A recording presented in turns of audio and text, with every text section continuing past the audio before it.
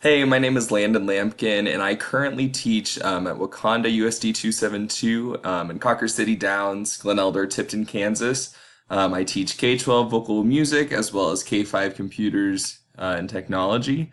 Something interesting about me is that my wife, who's also a teacher, and I are going to be moving to Addis Ababa, Ethiopia, for next school year, where we'll be teaching in an international school there, and we're really excited about it.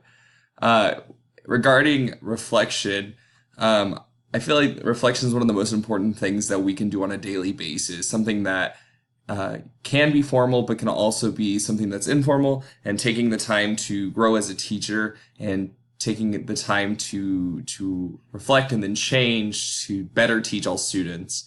As a music teacher, I am lucky, I guess, that I have the opportunity to do quite a bit of reflection because my class can in performance is judged by community and parents and everybody, and so when daily I look at my class and okay, here's what went well and here's where my class needs to get, and so it's just changing the way I'm teaching or changing what I am doing to help my students get to where they need to be and to grow as musicians, but then also be able to put a final product and then look from year to year for what went well last year and how to change it to go better this year or what didn't go so well.